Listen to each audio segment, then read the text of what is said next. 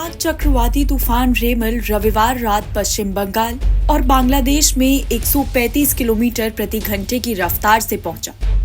इस दौरान खतरनाक तूफान ने भारी तबाही मचाई। न केवल पश्चिम बंगाल बल्कि उत्तर पूर्वी राज्यों में भी इसका कहर बरपा। मिजोरम, मणिपुर और असम में भी भारी बारिश होने से कई लोगों की मौत हुई है। इस भयंकर तूफान से पश्चिम बंगाल में जहां 10 लोगों की जान चली गई, तो वहीं मिजोरम के आइजोल में पत्थर की खदान खिसकने की वजह से मलबे में दबकर कम से कम 10 लोगों की मौत हो गई। इसके अलावा मंगलवार को असम में भारी बारिश और तेज हवाओं के कारण 17 वर्षीय एक लड़के की मौत हो गई और कई अन्य घायल हो गए। रविवार रात बांग्लादेश के तटीय क्षेत्र में चक्रवाती तूफान रेमल के आने से 10 लोगों की मौत हो गई। इसके अलावा तूफान के दौरान 1,50,457 घर क्षतिग्रस्त हो गए। बांग्लादेश के तटीय जिलों में कुल 9,424 आश्रय स्थल खोले गए हैं और 800,000 से ज्यादा लोगों ने वहां शरण ली है।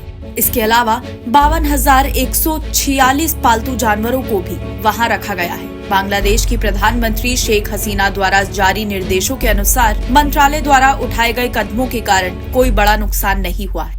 इसी बीच चक्रवात प्रभावित क्षेत्रों में लोगों को उपचार प्रदान करने के लिए कुल 1,471 चिकित्सा दल गठित किए गए हैं। चक्रवात रेमल के प्रभाव से लगातार बारिश के बीच मंगलवार सुबह मिजोरम के आइजोल जिले में एक पत्थर की खदान ढहने से 10 लोगों की मौत हो गई और कई अन्य लोग लापता हो गए। ये घटना सुबह करीब 6 बजे आइजोल शहर के दक्षिणी बाहरी इलाके में मेल्थुम और हिलीमेन के बीच इलाके में हुई। पुलिस महानिदेशक अनिल शुक्ला ने बताया है कि अब तक 10 शव बरामद किए जा चुके हैं, जबकि कई अन्य अभी भी मलबे में फंसे हुए हैं।